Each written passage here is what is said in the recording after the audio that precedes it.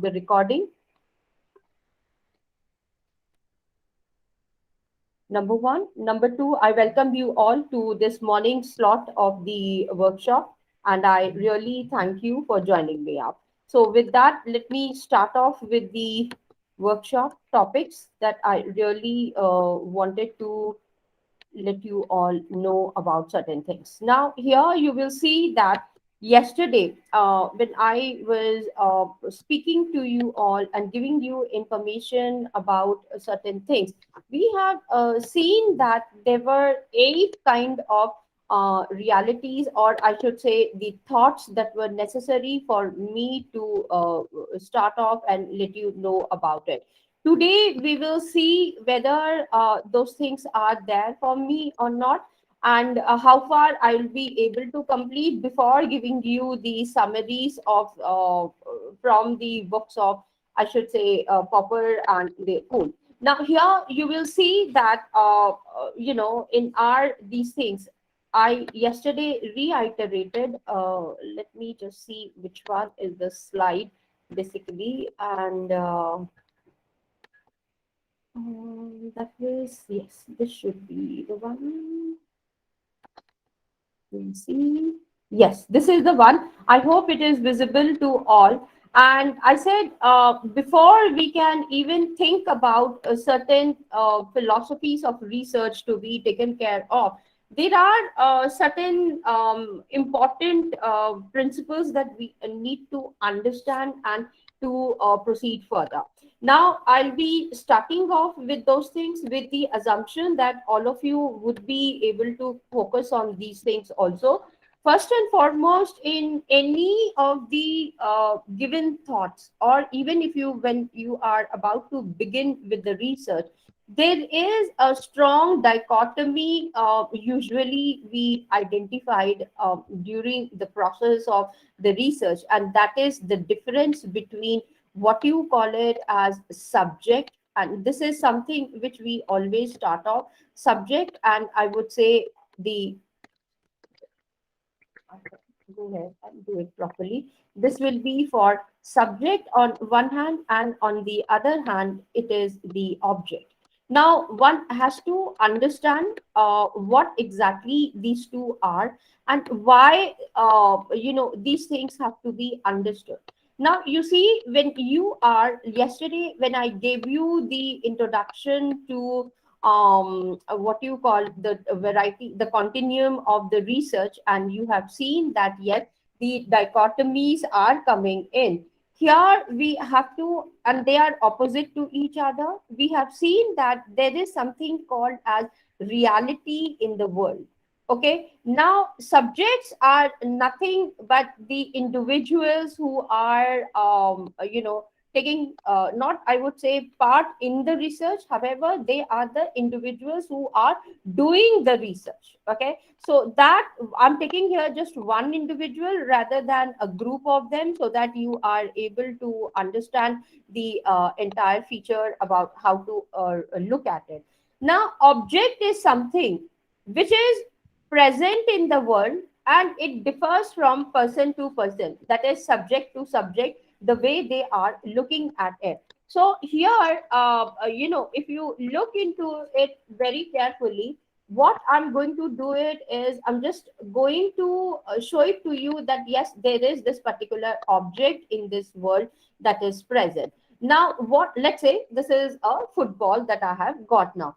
Now, what happens is that there are three ways in which this dichotomy has to be understood. One, when subject and object are two different things. Number one, this is different, number one, and this is also different. And here it is totally the way the subject is looking at this particular object. Now, here I'll be using the word looking, smelling, and I'll be explaining to you later on. It's basically the way it totally depends upon this particular object, how, the subject, how he or she is perceiving or looking at this particular object. This is one thing. Second dichotomy that is has been highlighted by majority of the individuals is that the way the object appears to the subject. Now, here it is basically in the first one, the way the subject is looking at the object, whereas in this case, it is basically the object which is present and the way, the manner it is being presented to the subject. I hope you are able to see the differences between this and the second dichotomy that we have got out here. Now, why I'm telling you is that when you go ahead with the qualitative research, especially with phenomenology, focus groups, ethnography, I'm talking about the traditional one, this dichotomy plays a very important role. Okay, I'll explain to you when the examples are given. Just try to understand. And the third part is, it is not just the subject out here, number one, and the object which is there. There is something called as the third part which is involved between both of them. Now, there are schools which say that between these two, this can be a third individual, it can be culture, it can be the set of belief, it can be anything. However, there is this intermediary presence of the third party that is present, and it is this due to this third party that certain things are taking place in the world also side by side. And you will see that yes, this is through this particular medium that the this thing is being seen, and then you can say it is being interpreted by this particular individual. So this is how the whole scenarios are there for the three, and entire research philosophies that you will be seeing will be based upon these three dichotomies that we are able to look into it, whether it is logical positivism or positivism in general, or interpretivism or realism or phenomenology, whatever you want to take over there. Now, why I'm giving you rather than just using the word positivist or interpretivism, reason we are interpretivism is also one school under that particular continuum that is present over here. Now, that part of it I haven't yet highlighted, which most probably I'll be able to complete it today, and just see how it is going to be taking place. So, these are the three dichotomies that you need to understand. Giving you an example, Ramini, or let's say each one of us, we are standing in the world with the baggage concerning that we have got the set of belief, the cultural background, the way we are working, the education, everything pertains to this individual. This is at the background, it is not at the front. Remember that. And depending upon all these things, the individual, it's a complete package for us out here. And the manner this individual is looking at this particular object. Now, what are the examples you will be seeing? For example, when you go to a movie hall, you are looking at a particular movie. Now, I have seen that in the cinema theater, if you are sitting, or even at home, if you have a home theater and the entire family is sitting, just observe how each person. Now, for example, when I went over to watch Bahubali, and I told you that I'm a South Indian, I watched it in Telugu first, so I understood the importance of that abusive language that the king, uses, Satyakami's husband uses towards the ministers and everything. So that fits in a very natural setting, like in Telugu language, and it does not look artificial at all. However, the one fine day I wanted to see the movie again because I was mesmerized with the setting and the way the entire movie was being showcased over there. I really liked it. So I thought, okay, let me go ahead and watch the movie for the second time. And for the second time, I preferred to watch in Hindi language. Now, what happened was that when I was watching, there were so many children, ladies were there, as general setting of a film theater. Now, I saw that one lady was sitting, the family and a small child. Wife was getting irritated because of the fights and everything. Maybe she was not well, or whatever the reason could be. So she was continuously, telling her husband, "Okay, let us go. I don't want to watch this movie. It is giving me headache." Blah blah blah.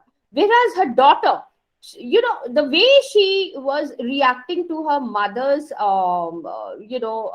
whatever her experiences were in the spoken language. She said, can mama, the movie is so beautiful, in the sense that आप बहुत मुझे disturb कर रहे हो. जैसे, as though a mother is talking to a child. Sometimes, the children also talk in that manner, and they say, आप मेरे को ना बहुत disturb कर रहे हो, मुझे picture देखने दो, आप बैठ के popcorn खाओ. Now, I just looked at it, and for next few hours, I observed that, the child was just glued to the screen, looking, without even blinking much of her eyelids also. So, this shows that, the way, the focus that you are giving, sometimes towards that particular object, so that you are able to. Now, why I'm giving you this example is very important, because in the next slide, or maybe after discussion of all those 8 varieties, I would be talking about what is the importance of observations.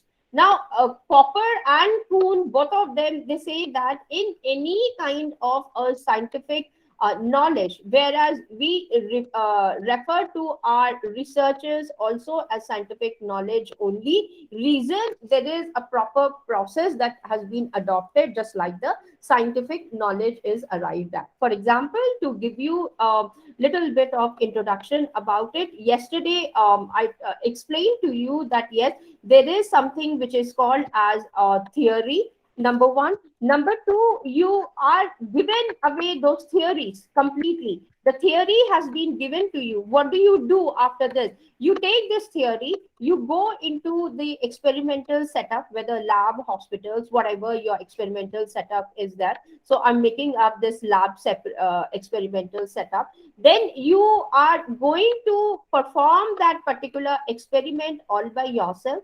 Okay, and then you are seeing, making your own observations out here. Now these set of observations which are there, these are really important. Based upon these observations and the experiment, you come to a certain conclusion. Now this is exactly what happens even in the scientific knowledge. Now after the conclusion, then there is some kind of an information which is derived, whether positive or negative, and this is, without going into the intricacies, I'm just sharing it, that knowledge has been obtained by you through this particular theory, whatever that theory is. That now this is the process of the scientific knowledge. Now whenever you are reading the textbooks of Popper as well as Kuhn, you will see that they are talking about scientific discovery, they're talking about scientific knowledge. Try to understand this is what they mean by.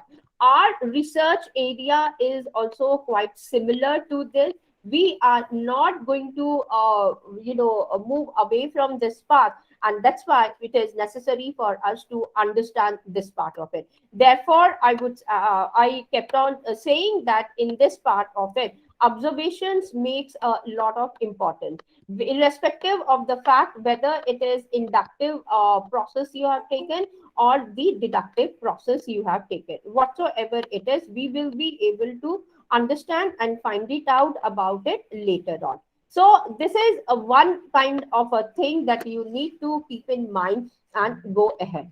After that, if you look at the second scenario,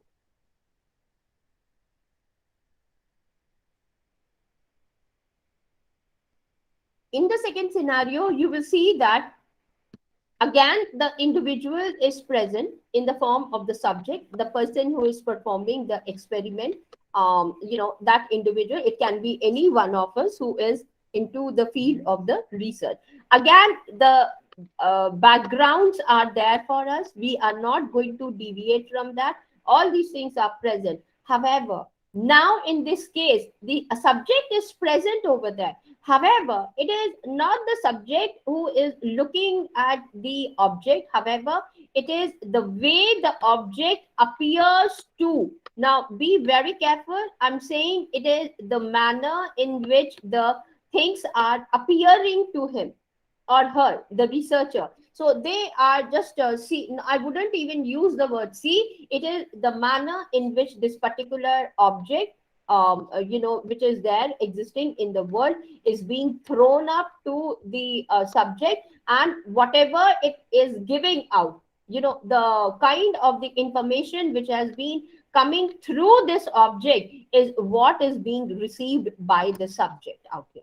Now, the subject does not look into it that, yes, let me go ahead. The best example is doctor and the patient out here. Now, when the doctor is seeing the patient, he does not ask him any questions. You must have seen in this scenario, doctor is questioning the object or the patient who is there, and they are inquiring, how are you feeling today, anything pain, is that what, and every all those collections are there. However, here it is not the doctor who is asking, it is the patient. The moment I enter into patient's room, patient starts off, oh doctor, thank you, you have come, I was literally waiting for you, I'm having this, I'm having that. They start off. Now these are, that's what I said, these are the ones. Now if you go into the society also, when you are not talking, you're not interested also. However, it is the other object which is present. It can be a human being, it can be an animal, it can be an environment, whatever it is.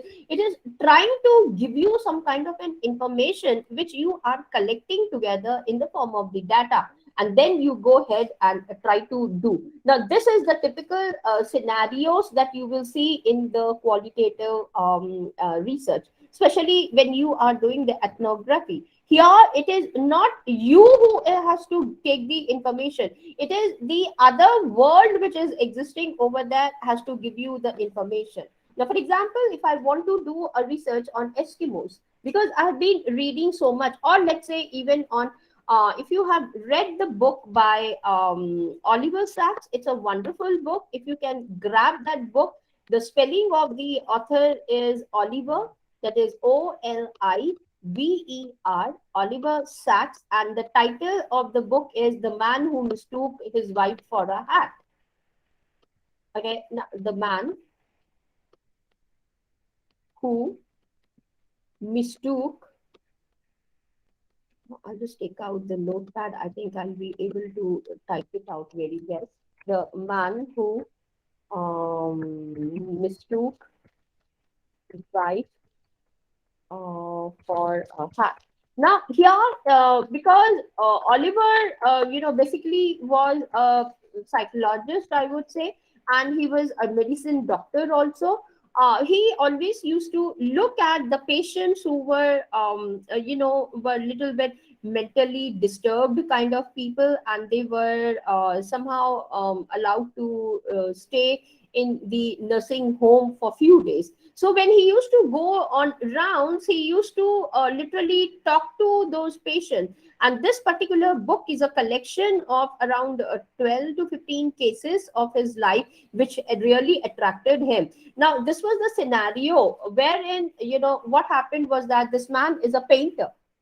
Now he always used to sit and start painting continuously, and there were a lot of subjects who used to come, subjects in the sense the individuals who used to come to his house, and they used to request him if he can paint them nicely. So usually whenever and he was so much engrossed into the world of painting that in foreign countries, you must have observed that individuals wear the hat during the winters or the summertime. That is like etiquette. And once they enter the house, it is their duty to go ahead and wish the host who is the present at home, and then go ahead and remove the hat. So whenever he was so much engrossed, he used to look at the individuals. And there is one more thing, unlike in my country, the culture of the foreign countries is that they will not look towards a body of a subject beyond the chin. So if I enter a room in our country, it is like hum upar se niche dekhte hain individual, right?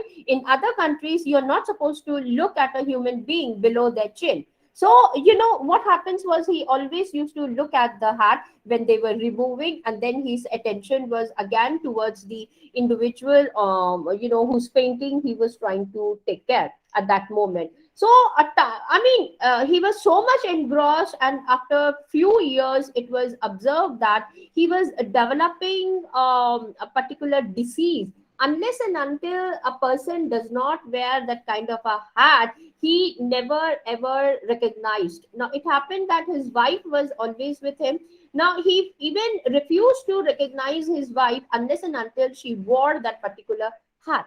So that particular case, when I read, it was such an amazing thing, that here comes the subject, that is this painter who was there. I'm sorry, I'm just drawing half of, okay, let me complete it. Now this is, let's say, that man, Michael, who is there. Now he, and then the world of painting took hold of his brain so much that the other part, you will see after some time, that I will be talking about these things, about right side of the brain and the left side of the brain. So after a few years, because he was so much dedicated to the world of the painting, that one part of the brain was developing highly, and he was, you can, the doctor made it very clear that one can see the way the paintings were coming in and the way it was being taken care. I mean the beauty in the painting. However, on the other side, one can see that what kind of a disease was able to capture, and he has already started spoiling, or I should say destroying, one other part of his brain. That slowly he started, not identifying the individuals at all, until and unless they started wearing those caps on their heads. So these kind of a things happens, that now I hope you have understood that he is not using his sense organs at all. He is only looking, getting the perception, or seeing the world of caps which were given to him, and he used to understand that, okay, this is my wife, this kind of a cap is there which has been worn by the person, therefore this person is like this. So he was able to understand and recognize and greet them. So his wife, has to take him to the hospital and admit him in that you can say, special hospitals which are meant for these kind of individuals. Now there was another individual in the same book, you will see, where he was a mathematician, and he was so much involved into the world of mathematics that he started talking to the numbers, and the entire walls which were present in his room, he used to start using them, and it was, we call them as mental logomaniacs. And he was literally talking to the numbers via writing the numbers on the wall. No, he was also admitted, and otherwise he was a very normal person. You can go, you can talk. However, when human beings were present in front of him, he did not reciprocate to them so much as he was reciprocating to these numbers. He used to feel very happy. Now I don't know, again, what kind of calculations or what he was trying to do on the wall. However, he used to greet him, hey, hi, now you have come, I'm so happy, so let's move ahead. Now then, after some time, if he had done one more calculation, he liked it, he was there. So these kind of things are, I'm not saying that when you are coming to this world, that is, all of you, I mean most of us are becoming, some kind of a patients or something like that. No, even in the normal human being, you will see that sometimes things, you are not looking at them, however things are appearing. So here comes in the distinction, what you I'll be checking, I mean telling you these things also, the differences between what you call it as appearance and reality. So this is another one that one has to remember, and try to know that yes, all the things that are appearing to you will not is not the reality. Now, for example, if you go to the world of physicists, if you say that yes, this cup is red color, for them they will say this is not red color. This red color on the cup is appearing red color to you because it is being reflected. The actual color of this cup is something else. Now, if you start talking in terms of the scientific world, then the survival of ours becomes very difficult. Now, for example, if I shared this example also, that yes, salt we all knew, basically that was given when I learned it about it. Now I know the meaning of the salt. Salt was basically written in scientific language as NaCl. So me and my sister, just to have fun around on the dining table, we used to tell each other, okay, can you please pass me that, bowl of NaCl or something like the bottle of NaCl that was kept on this one. So, we too were very comfortable interacting with the NaCl, and we used to have a lot of fun also. However, my parents who were there, both my dad and my mother on the dining table, they used to get irritated because they used to say this is not the normal. If you remember that particular story, in which the man, had a problem that when he was asked to change the names of the objects around him. So table, he named it as chair. Chair, he called it as table. Now imagine in his conversation, he's saying, "Can you please sit on table?" Now, if you are at his place as a guest, and you say, "Why this man? Is he a cranky person or what that he's asking me to sit on a chair?" So the problems of the language are also I'm introducing to you out here as to how these things comes in. So on one hand, you're seeing appearance, reality, observation. Then comes what you call it as the language that we are going to use it. Now, you will see whenever you design and plan your questionnaire and you take it to give away to your respondent and everybody, you come back and you tell us that yes, respondents are having a lot of difficulty, or even if you go for your qualitative research and you have given your questionnaire to the, let's say, a set of individuals who are there.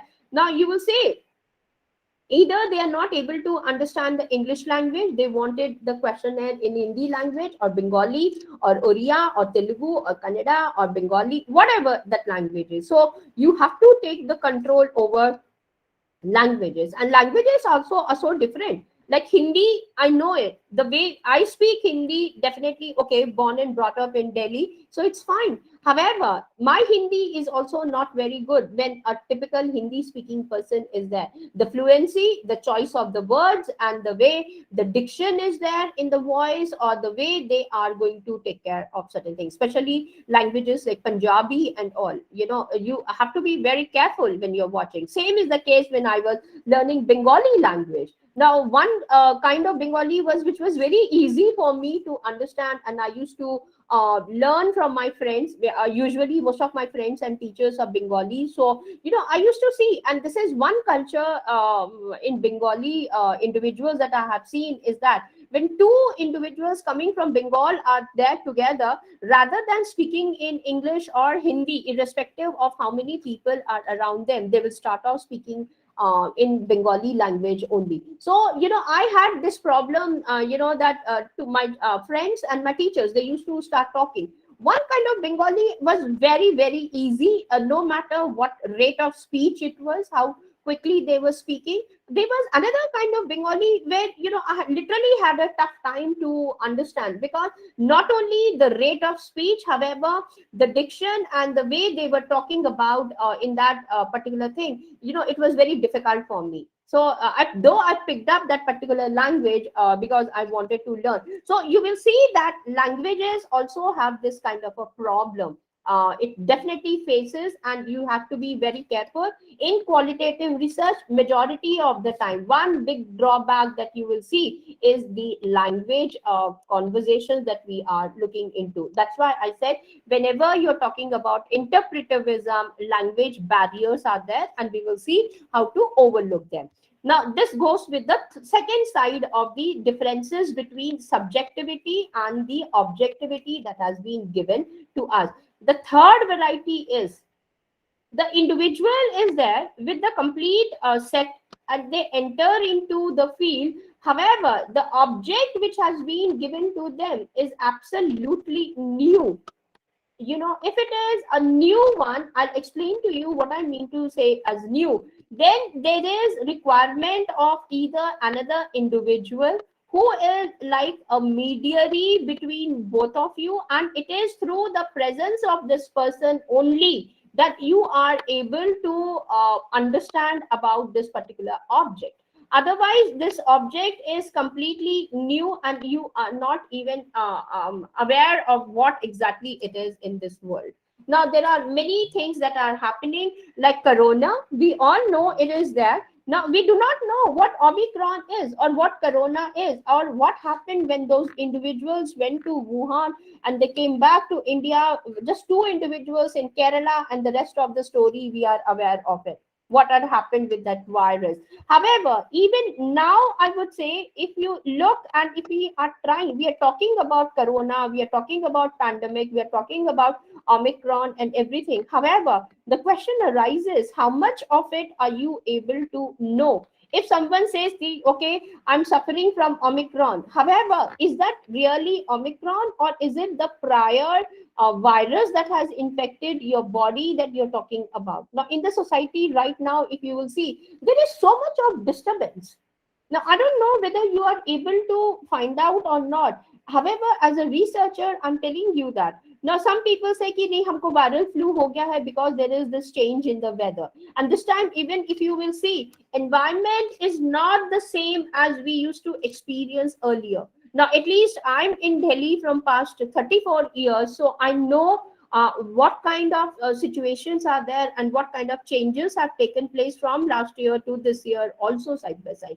And I'm seeing on a daily basis when I'm interacting with the neighbors or the children with whom I go ahead and interact in the evening hours. I play with them for some time, and I'm seeing that how uncertain they are, how bad they feel when they have been restricted at home, and they say, oh no, ये फिर से lockdown आ गया है, अब मैं क्या करूंगा पूरा दिन घर पे. And they have to either sit and watch those frozen ice cartoons only. They don't have much of the physical activity. And the moment you tell them, okay, let us jump together, let us do a little bit of TikTok dances and all, they feel very happy about it. So, the uncertainties that you are looking into this world is existing, and this third kind of subjectivity and the objectivity that we are talking about, you will see it is continuously taking place in the history of the human being, and one need to understand and focus as to what exactly. And nowadays, to be very honest, maximum of our qualitative studies which are being done is depending upon these areas. So they are talking about phenomenological studies, like lockdown 1, lockdown 2, lockdown 3, and with the entry of Omicron. So, there are a lot of things. The doctors are there. So, even if you have to understand, 3 days ago, one of the neighbor, the entire family died. Now, I got a shock of my life, because one day before we were interacting, and the second day early in the morning around 10 o'clock, when I heard people crying and everything, I have to step out to find out, as to what happened. They said that entire family has died because of Omicron.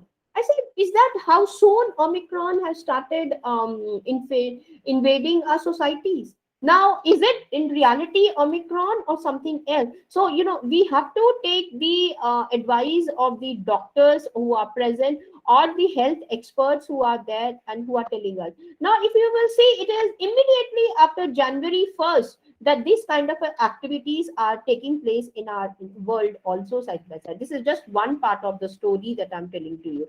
Now, you can look into your environment around you and you can see how the things are taking place. However, when I'll be discussing a lot of the qualitative schools, starting off with interpretivism, discourse analysis, narrative analysis, interpretivism, operationalism, you will see that those are the fields that we are looking for, and those schools fall into this category. So in that way, subjectivity, I have written here subject for the sake of explaining to you. You can see that yes, we can draw that line that has come in, and each of these schools differ from the other school. So you have to be very careful when you are entering into it. For example, one of you who is working on, let's say, for government sectors and everything, it is you who have been working for some time in government sector, that's fine. However, that it is not your seeing of the government sectors will be very different, and that's why you say, okay, I'm not going to look at it, I have done enough of my observations, now let me go ahead and take the interview. When you are taking the interview, what exactly are you trying to do? You are capturing the information which is being shared by these objects, maybe individuals they are or whatever. You are getting that kind of information from these people.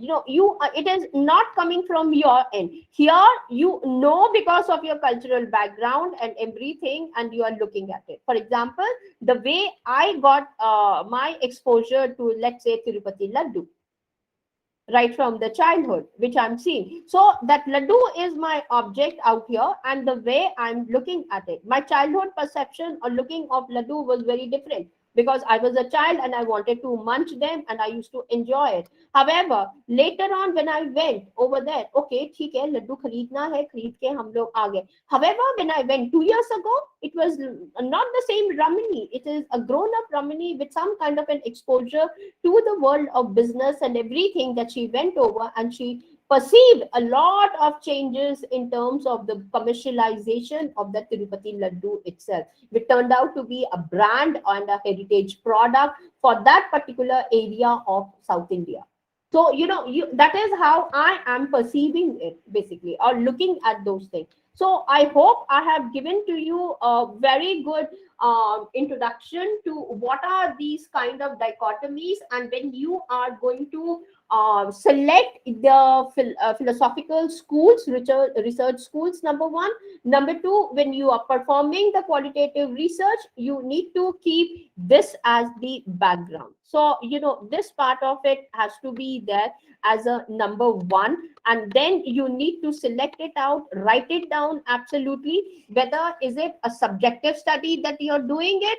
If it is from your side, when you say it's a subjective study, that means you are applying this particular part of your study. If you one day you perform this because you go outside and you are observing, now that observations are from your side, it is not that object which is giving to you. However, second time when you go, it is not the subjective knowledge that you're gaining, you are gaining the objective knowledge. For example, now I don't drink alcohol at all.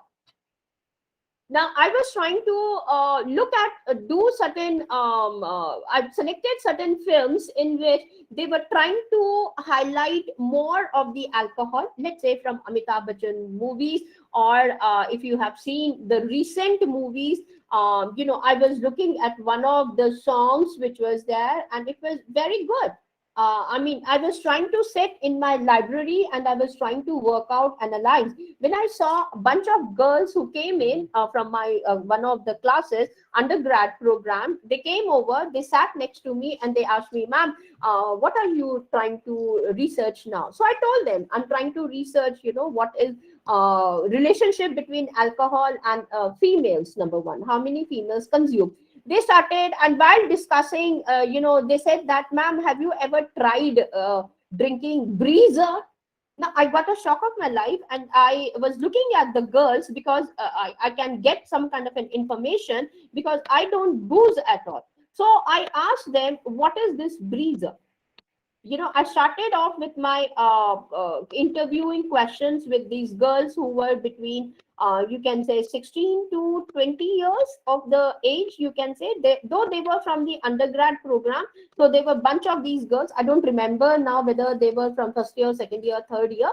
They were there, and then I started asking them, what is it? So they said that, ma'am, when you take it, it's not a very costly drink. Actually, this is how they narrated to me completely, and they said that it's not very costly, which means it's a pocket friendly, you can purchase them, there are various flavors of it. Number two, then I said, what is it? So then they said the alcohol content is a lot, I mean, it's not a very strong alcoholic drink in that manner. I said, okay, fine. Then they said that it is very popular among the youngsters. I said, okay. Then they said that, ma'am, whenever you go, I mean, just see the way, because now they are hyper in talking to a young teacher, because, I was not, I would say, a very old kind or a senior kind of a teacher. So the students were very free in exchanging that knowledge. And they said, immediately they uttered, without even thinking twice, that, ma'am, if whenever you date your man next time, you should consume breezer, and then you should go for that particular date. I asked them, why should I drink the breezer, especially if I have to date my man? They said that immediately, because if you consume this, you will start laughing a lot. And laughing a lot means you are attracting your man. Imagine this situation. That means that if I have to laugh a lot and I need to attract, and I have to keep that attraction between a female and a man, that means I need to consume this breezer. Now I got a shock of my life that yes, do I have to keep on laughing in front of my man to look attractive? Now, I mean, try to understand from the researcher's perspective. I came back home and I really wanted to understand what is the breezer now. Then I opened up the Google. I looked at how many flavors are there, and they were absolutely right. And it is not only in India. My research started off on this breezer, and then I understood that it's not only in India, even in foreign countries. Like apart from consuming beer, which is a very common drink, again they want to go ahead with breezer. Now, I was even amazed to find out why it is called as a breezer with the name. So, these are the ways that the things are coming in. Now, you see, I was not attracted towards it. It was the entire breezer, I would say, the knowledge of that thing that I really wanted to know. So, I was getting the information about it from the others. It was not from my side that I was able to get. I hope you are able to understand what I am trying to explain to you here. Whereas in the last case, here you will see that what happens. Scenario is best is doctor scenario. You are there, you are not an expert of cardiology. Like for example, when my mother had to undergo the surgery, now it is in presence of the cardiologist who will make me sit. Nowadays, it has become compulsory that in the hospitals, whenever there is a surgery, one of the family member has to be present. So obviously, my dad is no more. So who is the next person who is going to be with the mother? It's me. So I have to be at the hospital continuously and interacting with the doctor. So doctor, every now and then they keep on calling me to educate me, though I'm not from that. So what is happening? He is looking at my mother, number one. Number two, I have seen that after looking at my mother and whatever it is, he is calling me back again, and through him I am receiving a new kind of information. Now, this usually happens in the fields of ethnographical studies, remember. And that's what I said. Ethnography is not just like that, okay, I have chosen and I'm spending some time in the company and my ethnography study is done. No, it has to be in front of somebody who is far better expert. And then there are other intricacies which I will be explaining to you when we study what exactly those schools are going to tell. So now you will understand that why this particular thing. That is one way. Now, second is you enter into the tribal village and you are planning to find out and you don't understand their language at all. Now, how would you then go ahead and gain the knowledge? Obviously, in the presence of a third person who is like an intermediary person between that particular society and myself.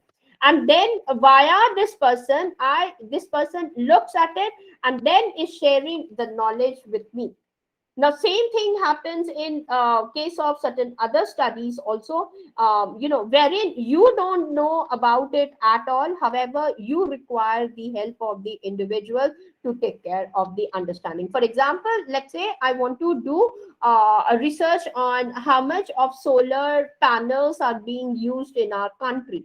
Now, I do not know more than this fact that yes, there are some panels and it is basically working on the solar energy, as simple as that. However, the details about what those panels are, how it is going to be worked out in this particular government offices and everything will be known to me through certain government officials only. So what will I do? I will have arranged certain interviews or build up a rapport with these individuals so that through these individuals I gain the knowledge. Now that is the combination of both first and two. So here you will see it can be exclusively in this manner, or it can be a combination of one and two together, and then you are gaining the knowledge about the third thing. Now, the fourth scenario is also there, which I'm just making it up out here slowly.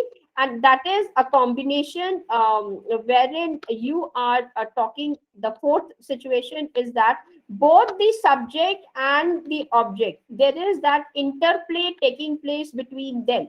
That means that subject also becomes the object, object also becomes the subject. Now there are scenarios over there, and we will see this fourth situation as to how this interactionism is taking place continuously between these two, and a new kind of knowledge is also being gained up. Now this is the fourth scenario which I forgot to share it. This is also there, and we will be able to understand it. So this one takes the toll of your understanding on what exactly is subjectivity and the objectivity. Now, these are the four scenarios that you will have to remember completely, and try to see that yes, there are no differences when you are coming back.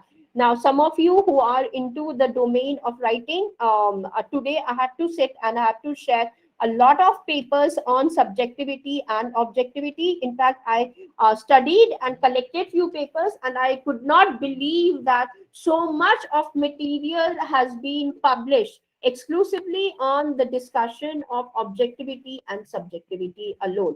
And we will see what those are, and I will be sharing it with all of you also side by side. So this takes the control of our understanding of what is subjectivity and objectivity. Now coming to the next one. The next one that I was discussing, now where is that one gone for me? Yeah, here it is. Now here comes the second one. What are the universals and particulars, and how these are important for you and why you should do it? On one side, there are, remember, what we call it as universals. Now, what they are, I'll just explain to you. It's very easy. It's not at all difficult for us to understand. And what are particulars? Now, please pay attention. This is little bit away from the main thing that we usually do in the research. However, if you are able to understand, it's really important one. Now, universals means what happens is that, let me showcase to you before I can even talk about universals and particulars, and that is, have a look and observe yourself as a subject towards what I'm trying to do. I have, let's say, I'm taking care of this particular thing. And now you will be looking even at the way I'm drawing these particular hut. Let's suppose I'm a small kid from KG, and my teacher has taught me this hut. Okay, and let's say two windows also. Okay, here I have got. Now, what happens is that the person has drawn this thing, okay, continuously. Now, you are there as a subject. What you will do? Number one, you are looking at the way I have drawn this. So, through your eyes, you will see, number one, she has drawn this. Number two, she has drawn this. Number three, she went over to this one, so and so forth. And even if I'm coloring, you are observing those colors also side by side. Yes or no? So this is one, this is two, this is three. And let's say I'm constructing this hut in reality in the world. So I have done these things also. Then you are, with the help of your skin, you go ahead and even touch the hut, and you will say, as the fourth part, oh, this is a soft hut, because the wall that you have made is not made up of stones. It is made up of the sand, or let's say a clay, or the clay soil that you have got. So you are commenting on this also. Next is that you even go ahead and you smell.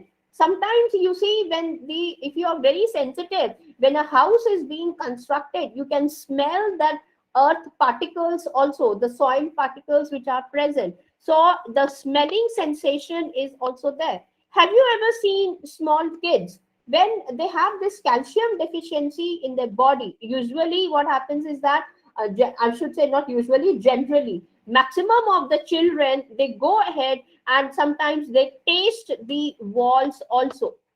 So I'm making that one as the sixth part out here, and I'm taking care of this tasting scenario also for the hut as the sixth one. Now, what I'm trying to do out here, I am try to understand. You were also observing number one with your eyes what exactly I have done. 1, 2, 3, 4, 5, 6, 7, 8, 9, 10, 11, 12 steps that I have taken care of. This thing, when you are looking for the first time, okay, you are purely at the senses level only. Just give me 1 minute, please.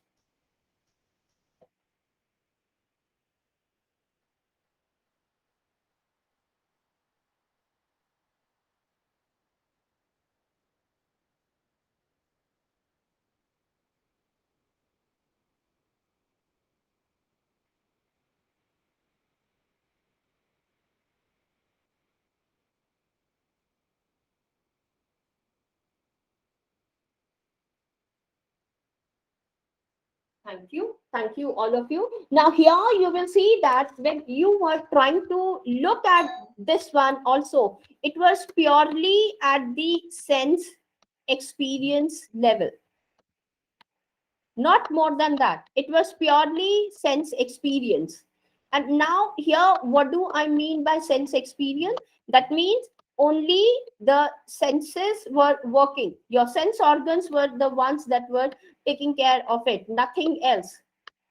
When I said your eyes look at it, you are seeing it, you are tasting it, you're hearing it, or you are tasting or you're getting that sensual experiences through the sense organs only. So we call them as purely sense experiences. So now, when I was myself drawing these things, you were at pure sense experiencing.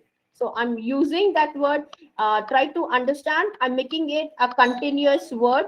It is basically experiencing. Just give me, there is somebody at the door. I'm so sorry. Just give me, I'm all alone today. So let me just have a look at it.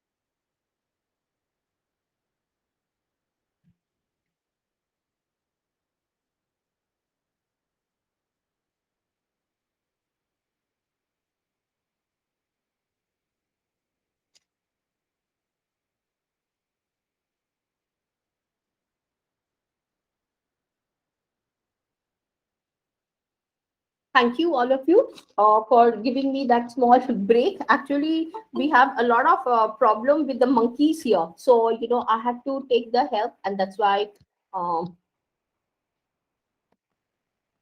was there. Now, you will also see in this case that I was explaining to you out here, that you are at the level of what we call it as pure sense experiencing levels only. Okay, now when you are learning or reading Kant's critique of pure reason, okay, this part of the understanding, he uses the word noumena.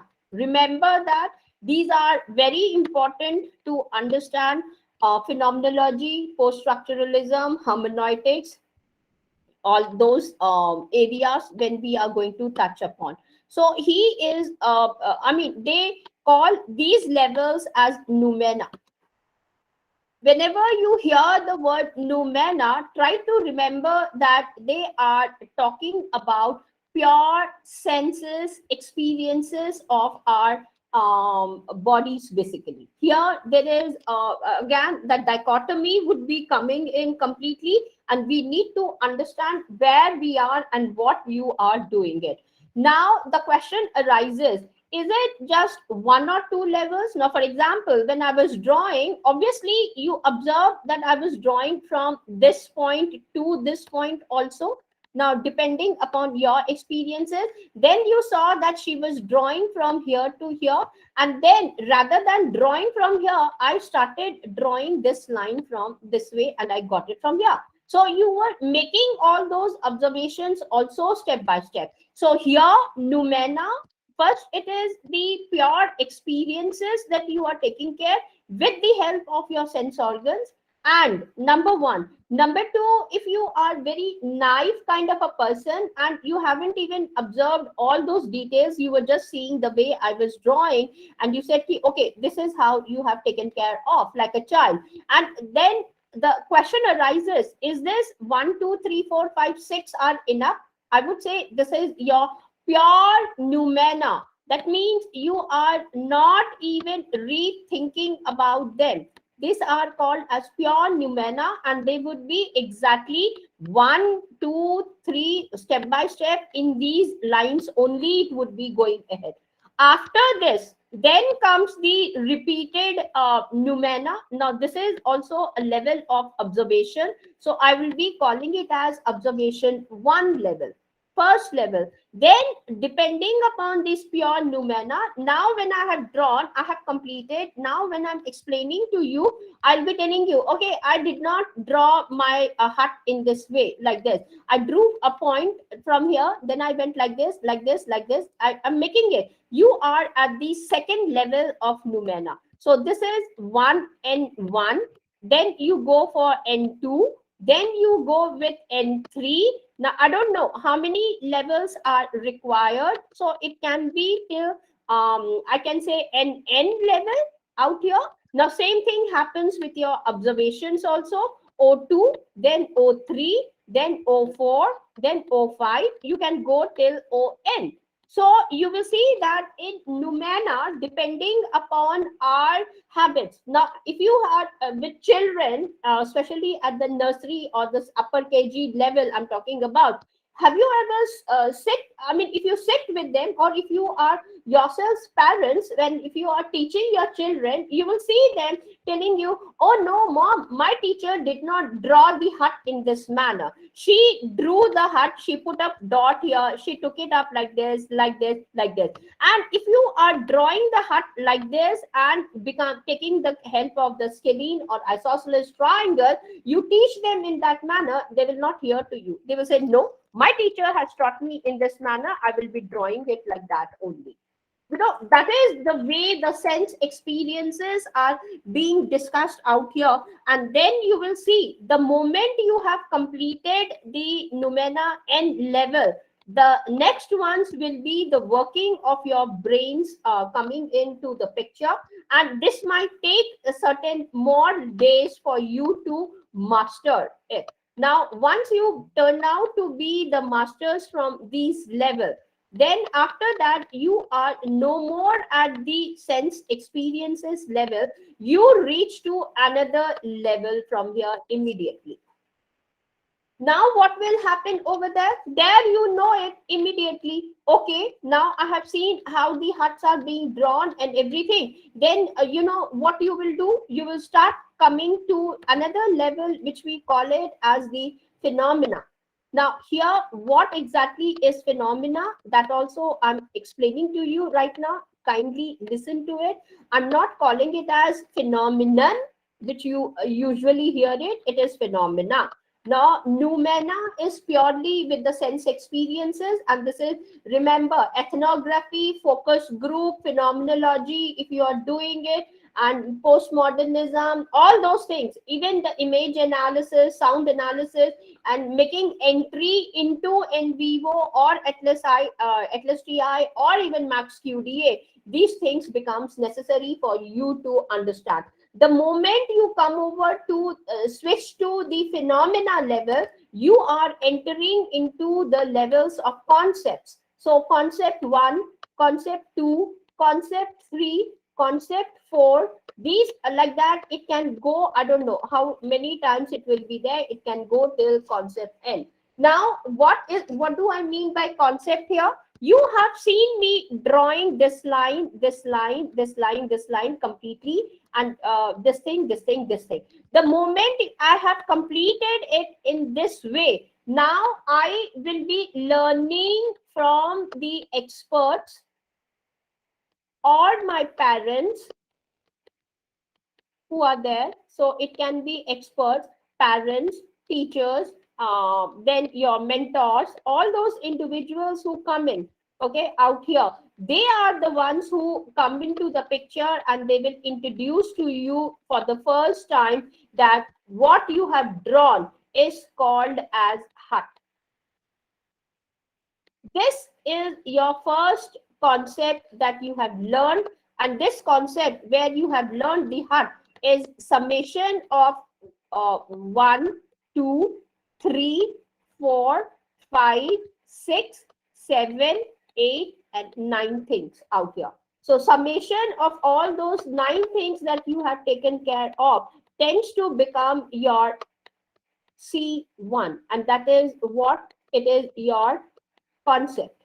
Now here I'm using the word concept. This is coming to the level of phenomena for you. You are away from the noumena world now, and you have entered into the level of the language, and language 1, I would say, out here. You have learned that particular concept, and that is your phenomena that you have developed out here. Now, understanding of this C1 also may take up some more time till the time you are saturated.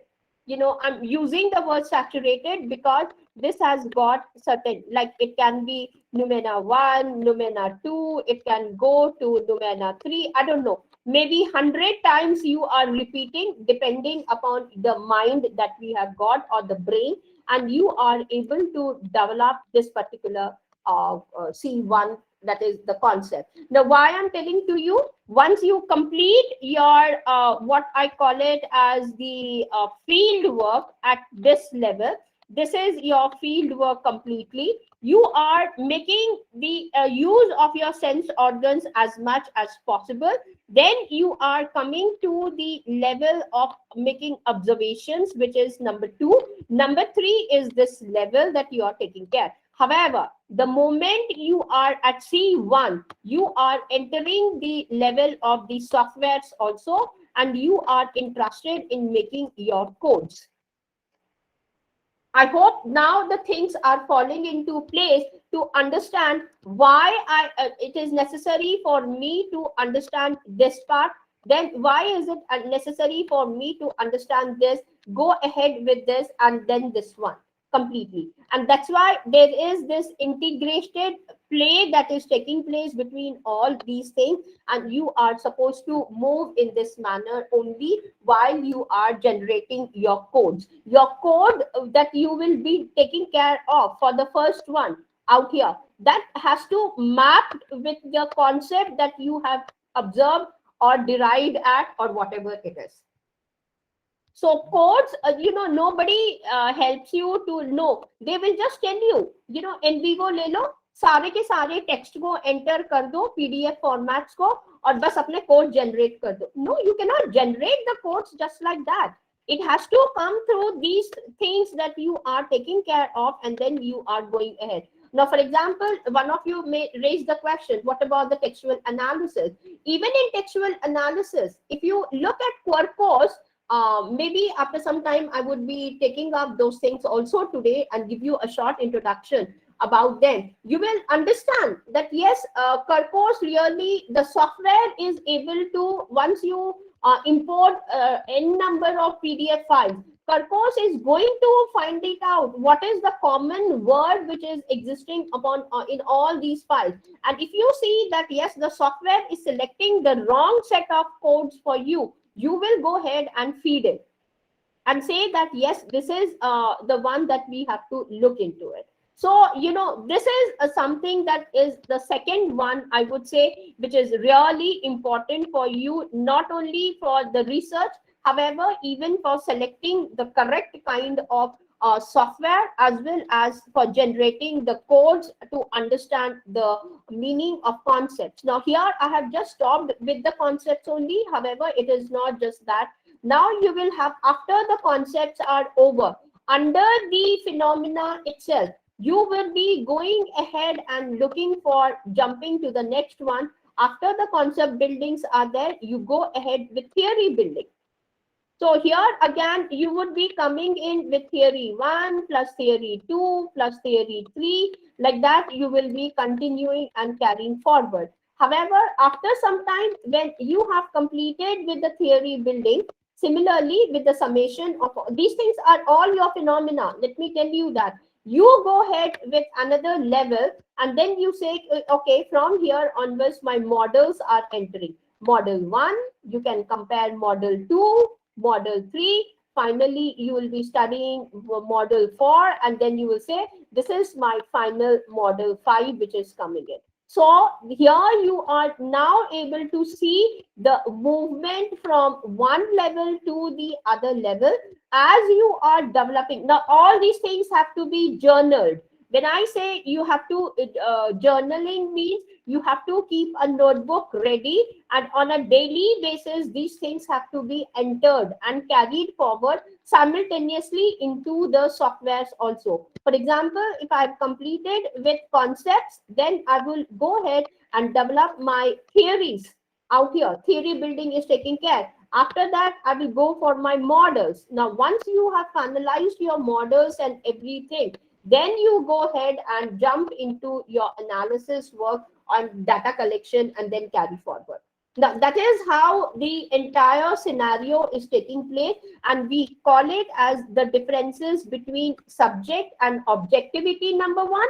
Number two, with the noumena and the phenomena. Now, these things will be useful for you in all the traditional qualitative methodologies, TQM. All of these things will be there. Now, if you haven't done this thing, I'm so sorry. Those individuals are also giving you a wrong information, and you yourself are generating a wrong kind of a information, inputting them into the software. So you have to go in this manner only and then carry forward. So this is something which I wanted to share with you. And these things I'll be giving it away, maybe in the videos also you can see it.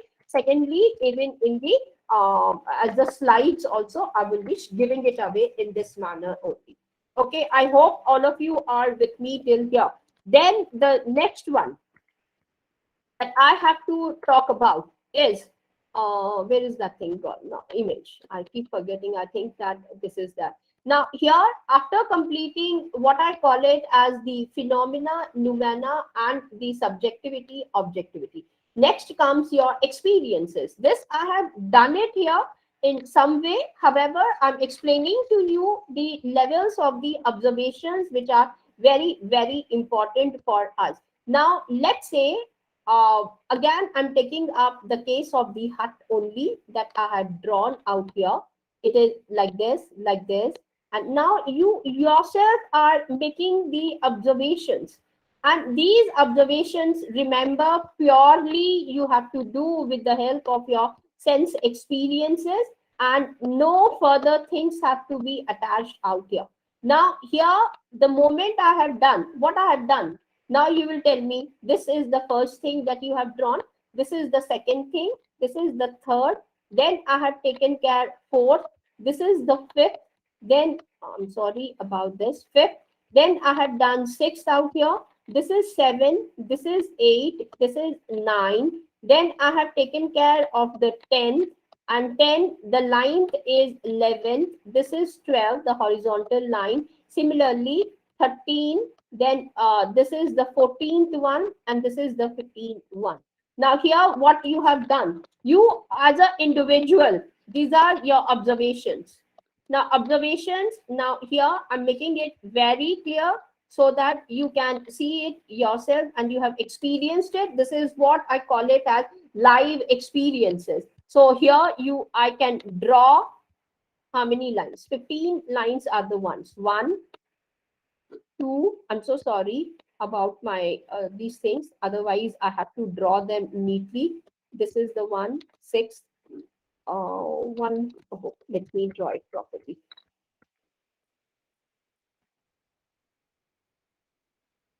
1, 2, 3, 4, 5. I'm just restricting myself with 5 lines. So these are the 5, 6. Okay, let me make it 6, 7, 8, 9, and let's say another one here, 10. 10, and I can make one more line here, 11, and then 12 here. So 12, okay, 2 more are left out. Now I can do it that also. There is one, and one more I can draw it here. Okay, so 15 are the experiences which you have seen for the first time. Now, the moment I have, this is your observation level 1. Let me make it clear. This is 1 level. Now, when I have completed with this, now I'm going to draw this kind of a line, and I would say the moment now you see the repetition, it's in there in your memory. So the memory comes into the picture here.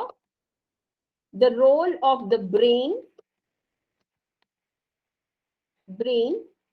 starts functioning, memory, and here this memory is if you again have to see where you are and how the memory. Now for example, if you know it, your memories cannot be very sharp in the first level. So this is memory 1, then you get the memory 2, memory 3. I don't know how many memories you require it. You start entering into the level 2, then comes level 3, because you want to make sure that what you have observed it in the first level with the help of what you call it as pure sense experience. This is called as pure. I'm making it very clear, because when you are writing your papers and you put in all these things also side by side, and the observations, how many observations you have done and what happened in each of these observations. Remember, qualitative research means giving each and everything into bringing it into the transparency and showcasing to the world that yes, see, I have been able to do all these things also side by side. So you will be getting memory 3, then it would be memory 4, so it will go like that for some time. Okay, so you are entering 2, 3. Then later on, you will find it out that whenever again the thing comes in, because if you are able to draw, you will see that in the first instance, fine. Now, if I ask all of you, draw exactly the way I have drawn, you will not be able to do. You will say, ma'am, can you give me one more chance? Now, you will see even in children also, ma'am, ek baar dikha do na. So they will go for the 4th time, 5th time, 6th time. I don't know how many times. Now, these are all at the level of pure experiences level only. So you are only at, now you have understood what you call it as the noumena. So, in my last workshop as an introduction or the orientation to these concepts, the students asked me, does that mean that there can be multiple levels of noumena? I will say yes. And that is the reason you will see that when you are, why is it that in mixed methodology or in focus group, and even in ethnography, when you are doing, we give so much of importance to what you call it as the field notes, because one time when you go to the field, in the first instance you cannot get all the observations that you are looking forward. In first visit there would be some kind of observation, and maybe you have forgotten something, then you, in your second visit again, you are going to make a note of all those things again. Maybe in your field note 3 you will say, okay, there are some more additions. So it can be possible, and that's why some people say that when you are making the field notes, it's always better that minimum number that they are looking for is 40 to 50. Now, if you are able to capture it, and in these last stages, why I have made an arrow between 40 to 50, because here you will see that oh, you will yourself become it, oh, मैं बार बार आ रहा हूँ, मेरे को बस वही दिख रहा है और कुछ नया नहीं दिख रहा है. You're not able to see. I'm using the word see here. I'm not saying even perceiving also. I'm using the word see, and here comes the play. If you are able to capture even the minute detail, you're fine. You will be doing it. However, the moment you reach to 46 to 50, you will get exhausted and you will start feeling saturated. अरे मैंने सारा का सारा note तो कर लिया है, and now I don't see anything new. That is the time when you are going to stop, and that's where you have completed with the level of the noumena. Okay, and after this noumena, all the observations are exhausted out here only. So the majority of the research methodologists, research experts who are there across the globe, they say that go into the after you complete with your MA. Now, I know it very well, those teachers, they will never take away the students under them for their higher research work till the time they have not completed 6 months of the observations. You go to what is this, LSE, London School of Economics, you talk to those teachers before they say, did you make any kind of observations? That is the first question that they will be asking you. And then they will say, okay, what did you observe? Okay, this is your question. Okay, now how did you come up with this question? How much of observations have you done that? And if you are not able to satisfy, they will reject it immediately. Now they will say, sorry, we cannot take you up. Can you come again after doing it? Now, even in there are certain professors in India also, I have seen, they refuse to take the students, saying that Ramni, till the time they haven't spent some time in the industry, I will not take them for the PhD, because उसके लिए उन्होंने कुछ observation ही नहीं किए हैं. So how is it that they're going to discuss or even go ahead with the research? Therefore, the importance of these observations are really important. Now, if I have said 30 to 40 field visits, it means that 1 month, 10 days, 1.5 months is what we are looking for. The field work that you are going to do it, because in all those things you will see noumena, and on a daily basis when you come back and you are making the notes on F1, you are also noting down. That means what is happening. Just now I told you, the moment you are into the field, it's pure sense experience. You have not set your mind कि आज मैं ना वहां जाके यही देखूंगा. No, you cannot say that, because if you are entering into the field, obviously you will be seeing something new only. That's why you're going into the field. Now, the moment you have completed your experiences, let's say in field one, when you have gone, the moment you come back home, it is the memory which is working for you. It is not the pure experience. I hope I'm making it clear to each one of you. So you go ahead and you know how to write it down, and why Numena turns out to be such an important thing in terms of the observations. Now, observations can be exhausted as much as possible, and that's the reason the people from ethnography or phenomenology always prefer to spend a lot of time at this level only, that is at the level of the observation. You go to medicine schools, economics, they will not just come like that. Finance, all those students, they will not come back like that only. They will do those observations, and then they start off saying that, okay, now we have enough of Numena with us, so let us go ahead with the second level. So this is how the whole thing is taking place at the Numena level. And you need to sit and spend some time, nearly 1 to 2 months, just to understand how the experiences are when you are going there. And I have explained to you subjectivity and objectivity.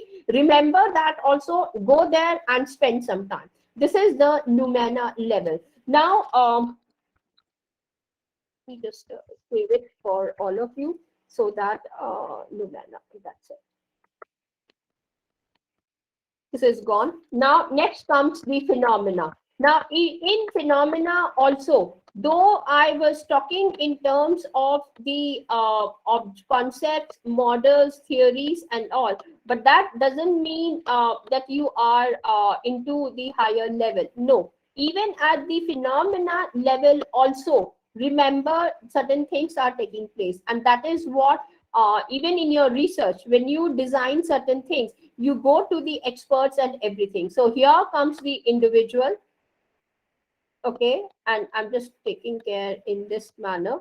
Now the person has completed the Numena level out here. Now the moment I'm drawing this line, that shift comes into his life.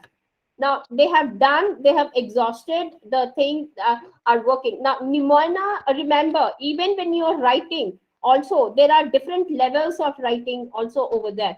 Numena, one level which I have showcased over there, you are writing down as though you have observed it. The moment you come back and you are putting or placing the words here, you have entered the level of phenomena. Therefore, Numena, pure experience, the level memory starts off for you. That is also another, though it is Numena only, however, the objectivity has shifted, and now here the play of language is also coming. However, even to put it into that language, you are at the phenomena level. And that's why I said, when I was discussing with subjectivity and objectivity, the fourth one starts playing at this level for you. So even when you come back, the field notes are going to be now refined into the appropriate. It turns out to be into the language form over here. Though you are still at the phenomena level only, you are jotting down as you have observed them. Nothing else you have changed out here. However, at the phenomena level, when you are using, for example, hut, the word itself, hut, you have tried to understand how did you learn this word. Obviously, from your teachers, from your parents, from your relatives, or maybe the peers. All these people started affecting your mind, and then you came up and you, on the textbooks also, let me say, the one that you are going to read out, or it is presented out, all these things, these are the next categories which have helped you. We use the word experts for them here, because it is through these you have built up and started coming to the world of the concepts. Even for the first time, when you have heard the hut, is like today you're hearing for the first time phenomena, you are still at the Numena level only. Now you have understood the phenomena, so you will say C1 is equals to the concept of hut, you have understood, and now this is made up of let's say C1 plus C2 plus C3, like that it will be continued. So here the levels are changing, and remember that what you are a subject out here, object is your hut that you have seen in the world which is existing, and you have made the pure sense experiences out here. Then the moment this is completed, you are entering into the memory lane, and then you have started with this level. There is this interplay which is taking place continuously between subjectivity and the objectivity. So you, when you are doing it, you will start drawing that line of difference and say that yes, see, this is exactly what is happening, and you will do it all these things till the time subject is equals to the object. Now, what do you mean by subject equals to object? That means you have observed the object in such a manner that you have exhausted everything related to that particular object. There is nothing left out for you now to do this. This becomes at that time your reality. Okay, so this is the one that I wanted to share about the phenomena. Though there are intricacies out here, we have to draw those lines in between for each and everything, and see the shifts which are taking place from one side to the other side. And that's why Kuhn says paradigm shifts are being derived. And here your eyes are opening at each and every level, and the vision becomes much and much clearer as you keep moving from one corner of the this thing to the other corner of it. So this is something that I wanted to tell you about the phenomena, and let's move ahead and look at the other one now. Other difference apart from this thing is what we call it a subjectivity, objectivity. I have done experiences, we have seen phenomena, noumena, we have understood. Now we are coming to what you call it as mind and brain. Now when you are making the observations, remember, if you are a healthy person with the right kind of a brain that is present, unless and until we are not used one part of our brain a lot, and that's what I meant by healthy brain out here. Let's say this is the human brain that you have got, LHS and RHS. Okay, this is LHS, that is left hand side of your brain, and this is the right hand side of the brain. If you have kept them properly and in a healthy manner, okay, your levels of observations will be taken care of it in a very nicely, it will be done. Now the problem that comes about in the this thing is that there are certain individuals who say that the dichotomy is between brain and mind. Okay, now when they are discussing about this dichotomy, that yes, it's the brain that is functioning, therefore we are able to see these things. Some people will say no, this is not the work of the brain, it is the work of the mind. There is something else which is called as a mind, and that's the reason why it is taking place. Now some people will find out these differences between mind and brain. There are certain people who will say no, mind and brain are the same. There is no differentiation between mind and brain. So there are some schools who would say yes, they are same. The second school says that no, mind and brain, they are not equal to each other. They are totally different categories altogether, and we are not supposed to mix them together. The third one will say mind is also there, brain is also there. Apart from these two, there is what you call it as the sense organs. So you cannot differentiate, I mean, you need to differentiate between all these things. Then there are other schools who say that no, mind is different, and that is cannot be equalized to brain, and brain cannot be equalized to sense organs. Then there are those people who will say that there is nice integration. I will put it in the mathematical aspect where you know that the function is there out here, and these functions can be due to mind or brain or the sense organs, and then they make that a summation of it, and then they are giving you the answers out here. Still further, this is due to the westerners would be talking in this terminologies fully, and they will say, however, when I come to the eastern countries, in eastern countries they would say it's not just mind, brain and sense organs, there is something else which you can call it as self. So for them, self is different, mind is different, brain is different, and sense organs are different. Then there are other schools, they will say it is not just the self. There is something which is called as soul. So they talk about in terms of soul, mind, brain, and then comes what you call it as the sense organs. There are others who will say that it's not just the soul. There is something which we call it as awareness, that you will have to give importance to this. If you are not giving importance to this, then awareness and soul, the mind, brain, I'm going ahead with the sense organs, all these things are nonsensical things.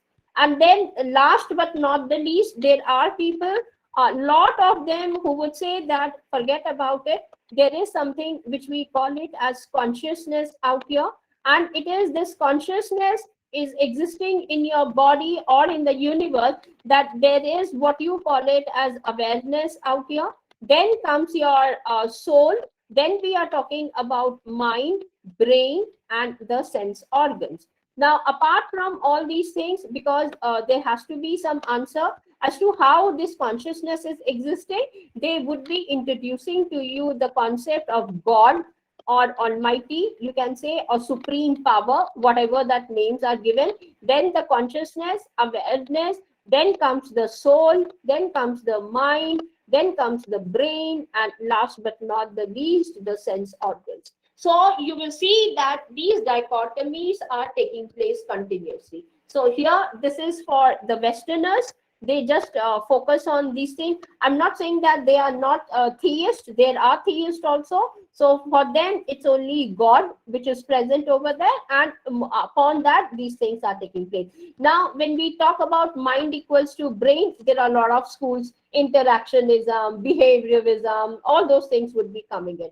When mind and brain are separate, they are basically the materialist, talking about the immaterialism of the mind. So you will see a lot of discussions taking place over there. Then there are categorizations, and all those things would be coming in, different schools which are present for the observations and the dichotomy between mind and brain.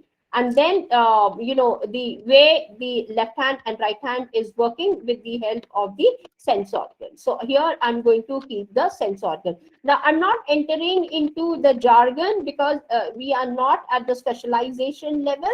It's only at the introductory, so we had to know all these schools also side by side. Okay, so this is another version of something that one has to understand, and we call it as mind body problem. And this is very much into existence and for your own discussions, even in the qualitative. Now you see, if you know where what it is taking place, you will come up with beautiful tables, and you can showcase it all by yourself also, side by side. Then the next one that we need to talk about after this also I have done. Deduction, induction, I will take up tomorrow, not right now, because it involves little bit of the understanding. So tomorrow we will be focusing on this one. A priori and a posteriori. Kant, when he is discussing about a priori and posteriori, a priori is something when, okay, this also I need to explain. On one hand, you have got the concept of a priori, and on the other side you have got what you call it as a posteriori. Now a priori means before experiences. Now since I've explained to you what are experiences, anything that is before experiences. I'm using the word before experiences. Now, for example, if I have to understand color red, now I don't need any kind of an experience to understand the meaning of red. Red is red. That's it. That is what you call it as before experience. Okay. However, if you tell me, no, I'm talking about exactly the tomato red color. Okay, let me write it as TH, tomato red color. At that time, what you will do? You will pick up a tomato and you will say that, see, I'm talking about this red color. At that time, you are giving me an experience of it. Okay, now that when I need to get this experience out here is called as a posteriori. That means after experience. Now why these words are important for you? After experience, I'm just writing it out here in the simple form. After experience. Now after experiencing tomato red color, tomorrow if you tell me, Ramni, I'm talking about the tomato red color, I will understand. I will not ask you, okay, you show me that tomato red color. I will not. I have understood this one. So you build up your knowledge on this and you are carrying forward. Now, for example, when you go ahead and you are in the field, okay, at that time, everything that is being given to you is your experiences. Now, once the experience, pure experiences I'm talking about, once that have completed, you reach into a posteriori completely. However, when you're teaching your students, okay, and you say, you remember, I went to that field, I met that person and all, your students did not go to the field along with you. You're sharing that narrative with them, and that is why when you are giving to them the knowledge that they are listening to you via that particular language out here, okay, is what you call it as a priori, that is before experience. The students does not have any experience. You're talking to them. Simple. You're saying that, yes, I went, like I keep sharing my stories. Did each one of you accompany me when I was going to Tirupati or Kurukshetra or Amritsar or let's say Banaras or even Jagannath Puri? You did not accompany me. However, when that was my experiences, so I have gone through the pure experiences level out here and I know what it is. Now, after experiences, I am sharing it in the via the language with each one of you. You did not experience, you just heard about it. Now, through me, and then you saw some videos or something, and those are all before experiences. Now, looking even at a video is your a posteriori, because you have seen it and your eyes have actually seen those things also which are taking, I mean, happening in that particular video. Okay, and if you are not watching the video, you have not heard anything and you are just hearing it for the first time. Imagine, like, you, each one of you are understanding these concepts for the first time. You are at the level of a priori. Now there are so many difficulties which are taking place at this also. For example, all of now each one of you are at a level of research, right? Now you come to me and you are sharing your experiences in the field with me. Ramni ma'am, you know that I went over there, I'm working there, I'm talking to that person. You share with me each and everything in the language. Okay, so I am at the a priori. So the question arises, whatever you're sharing with me via the medium of that language, am I able to grasp that also properly or not? Or there is something that is taking place out here, something is missing. Now, that exactly happens when you give away your questionnaires to your respondent and you see the answers and you start developing those difficulties, or you find everything to be okay for you. So these are also very important concepts for us, and Kant discusses a lot, saying that on one side you have the schools which are saying, talking about pure experiences, right? You are going to a particular population, you have selected that sample size, thinking that yes, you know this sample very well. However, did you even go ahead and have the experiences about all those individuals? No, you did not. When you are not, it is purely the quantitative where the numbers are working and you are able to see the result. In qualitative, you are at the pure experiences level. Then after the experiences, then you are sharing the knowledge and representing to me different realities over there. So, Kant, Galileo, I'm saying, Popper, Kuhn, they all say that without those experiences also, are you able to gain the knowledge? For example, we all read those research papers. Now, you did not visit America, you did not visit Australia, you did not visit China, Japan, or let's say Iraq, Iran, Abu Dhabi, Riyadh, all these places. Then how is it that you are able to understand whatever is written in that particular paper? Is the biggest question that the researchers ask, and then they build up the entire thing and go ahead with the research. So this is what usually they are talking about, what you call it as a priori. Kant and all these people, you will see that they have this difficulty with this kind of a knowledge for themselves. I'm giving to you in a very lucid form. Now let us go ahead and look at the other schools, what they are telling to us. Next comes what you call it as the universal and the particulars. Now I'll just take a couple of minutes more to make you understand.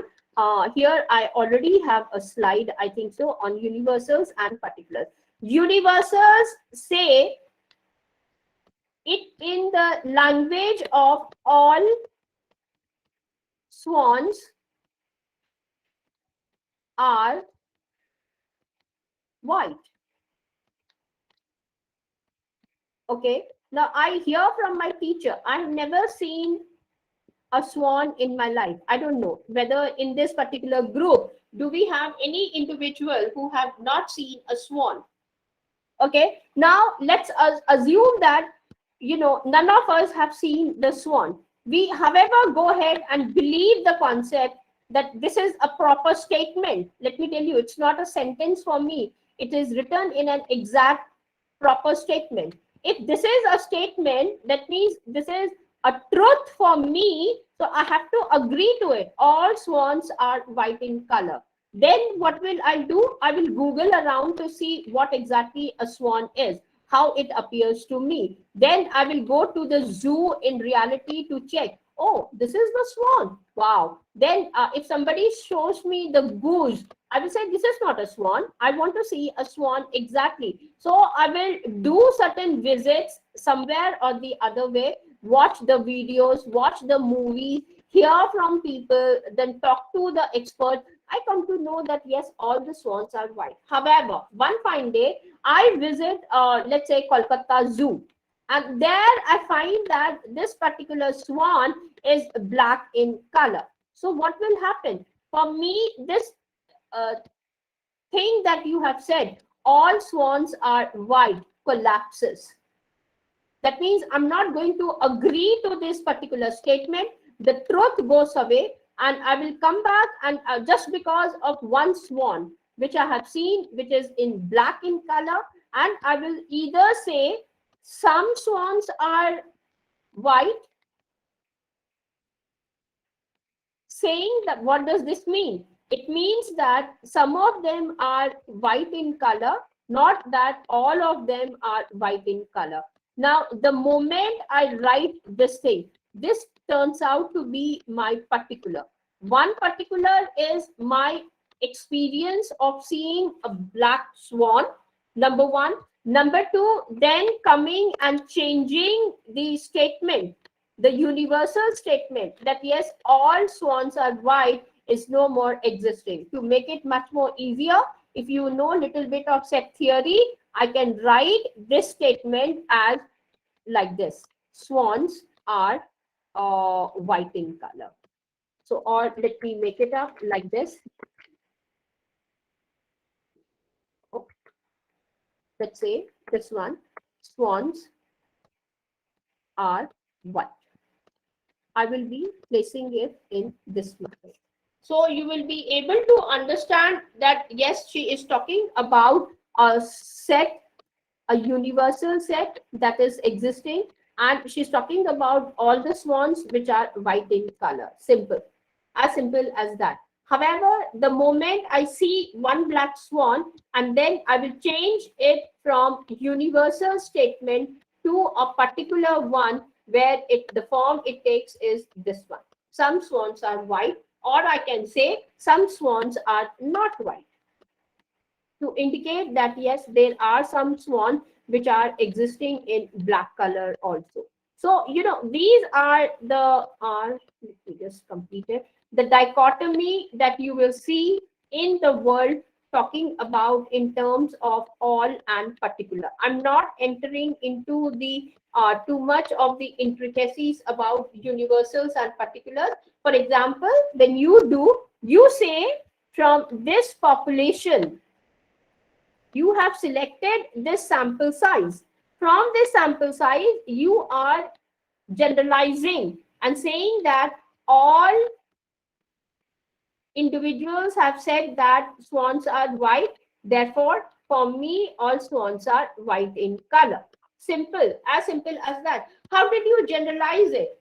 From this sample only. How did you theorize it? By testing it, right? You tested it through the quantitative studies, everything, and you said that this is the thing that I'm looking for. Positivists go into this one only. And the next day, tomorrow, when I'll be introducing to you the positivist and the other schools, and what are the 10 schools of the positivists, especially when they are confirming this one, then you will be able to understand this thing coming into the picture. However, once you have seen a swan black, your entire thesis or whatever you have done collapses. You will say, out of 250 people, the big data analysts, they say, okay, from the 250 people, even if you are showcasing to me two people who have come and said that swan is black in color, this thing collapses, and you will have to go ahead and check for the reality which is existing.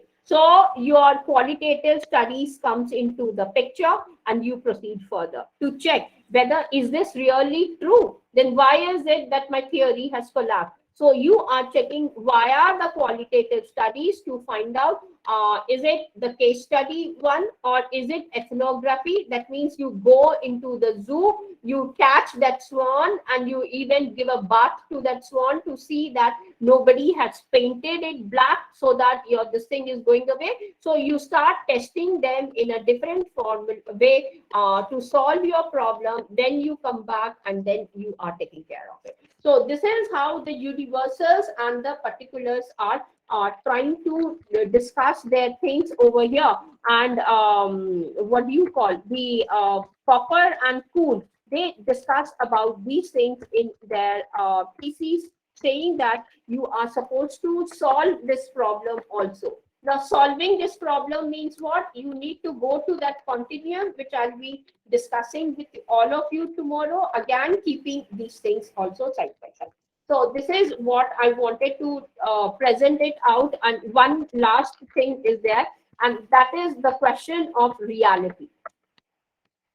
Okay, now in one sense, you are seeing that reality means how the things are there in the world. Now you are seeing yourself. Okay, subject and objects are there. Okay, now you have seen that objectivity. Then you have seen the objectivity between the differences between mind and brain.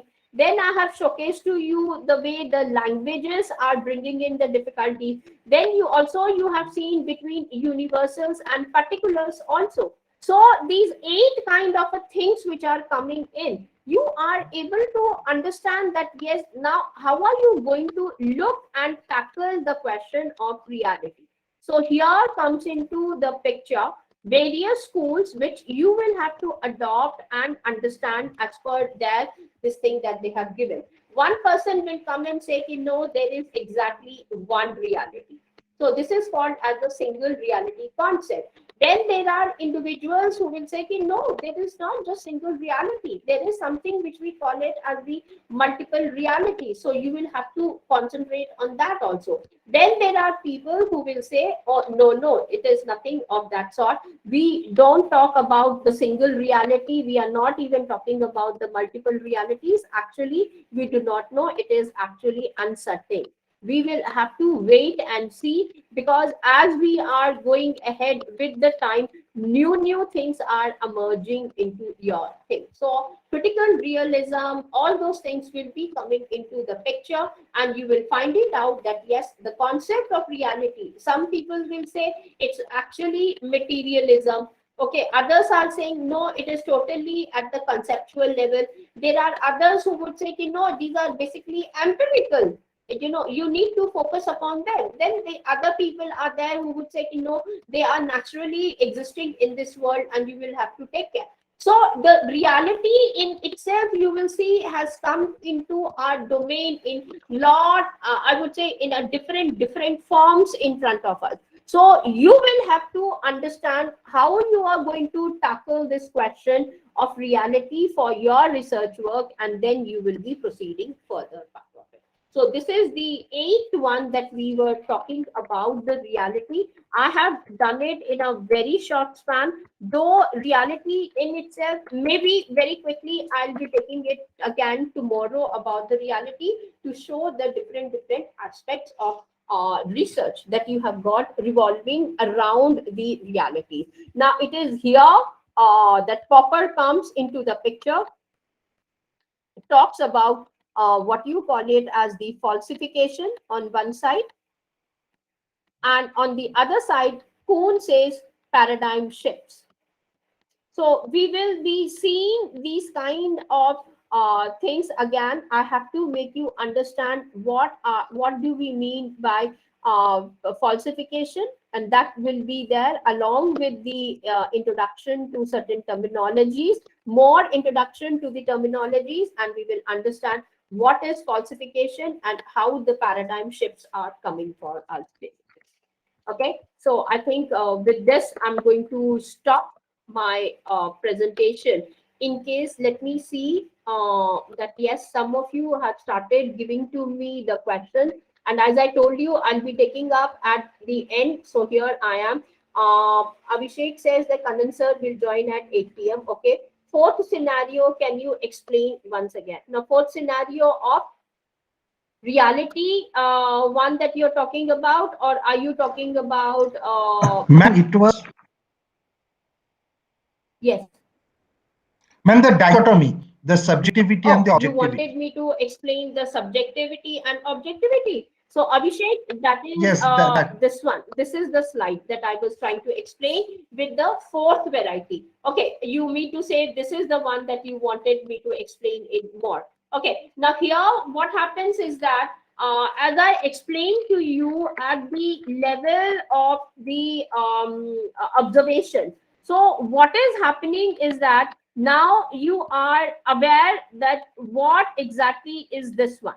Yes or no? Now you are understood that yes, Ramani has drawn already this thing. This is taking place. Now from the pure experiences level, when you jump into your memory, and whenever I am talking about the hut, okay, now you don't have to go back to this hut again and see at the from the level of the pure experiences, Abhishek. Now the moment I say hut with you, you are into this objectivity already is there in your mind, somehow it is existing over there. So you as a subject are present, and whenever Ramani utters the word hut in front of you like this objectivity is also existing for you, and you are able to somehow get connected with it, understand it. So there is this interplay which is taking up continuously in your mind, especially when you are talking about the concepts.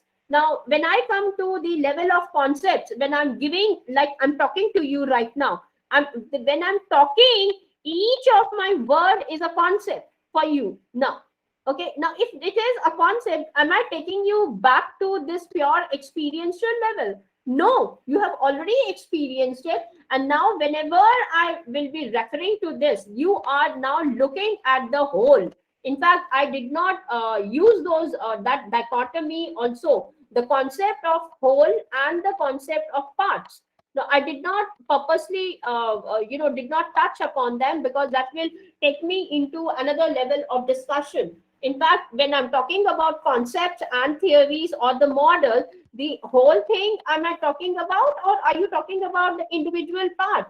Now, that is another dichotomy which purposely I did not touched upon. However, here you are able to see that whenever, okay, let's say you and me are now reacting, Abhishek. Okay, now you are a subject and you have already seen this hut.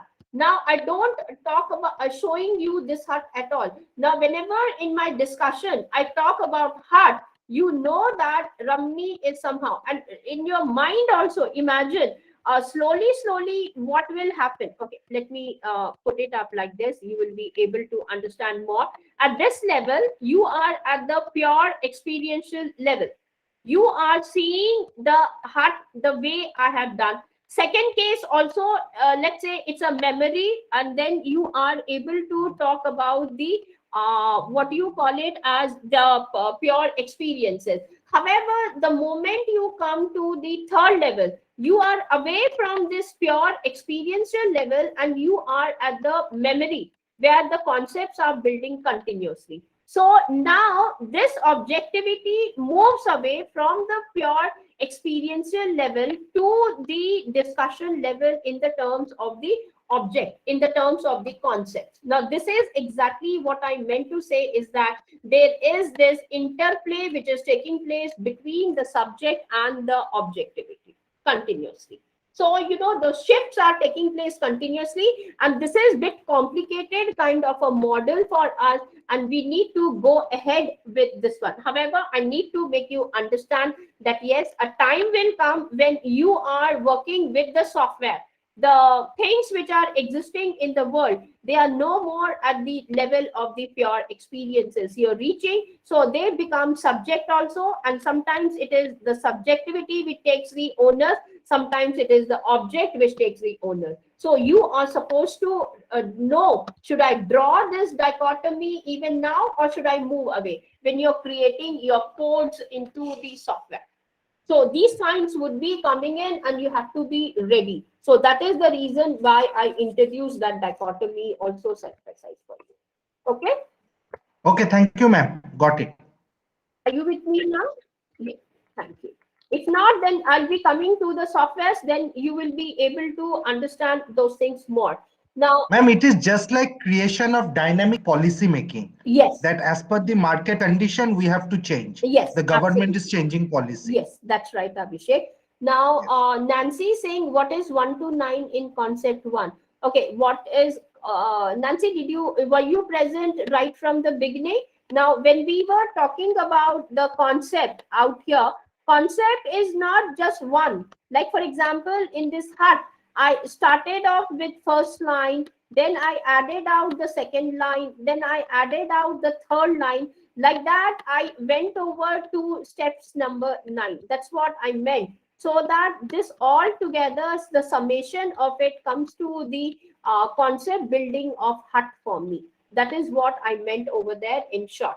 Okay, so that is what I wanted to tell you. C1 is the concept. Yes, thank you, Abhishek, for sharing that one. Can 2, 3 concepts interact with it? Oh yes, Abhishek, I you see, we don't have so much of time to talk about that. Definitely, yes, in the concept building, if you have concept 1 and here you have got the concept 2, and see, when I've drawn this line, it itself is a concept for me. I started off from this point, you have this point, and these are the collection of points. If you talk to a mathematician, he will say in this C1, again, he will make it up like this. Ci, C2 like this, and he will say plus C3. He will be making up. So these are your subconcepts. Again, yes, you are going to talk about the subcodes, and this is how you're going to break them up into parts more. Okay, now they're telling to you after that, ma'am, can pneumona occur while we observe? Of course, yes. There are a lot of pneumona in the annual reports when you are talking about the companies. Yes, Resham. And maybe once I complete with this, how to recognize the pneumona in different aspects of these things. In fact, yes, I will be explaining to you that also. Ma'am, I have network issues, unable to hear most. Will the recordings be available in YouTube? Yes, Resham. I have to take a leave now. I have to take a class. That's no problem, Abhishek. Attendance is already noted for you, and I have completed with these things. If you have more questions, you can join me up at 12:30. If not at 12:30, then maybe at 8 o'clock again, I would be available, and we will be taking care of it. Very quickly, all of you can go ahead and give me the attendance one away the other. I have Abhishek Kursal is there. So I'll just make it up. Rest of you kindly start writing down so that it is recorded for your this one. Thank you, Tenzin. Thank you, Felix. Others also, Nancy, Lokomudra, Ashutosh, sir, are you there? If not, then I will.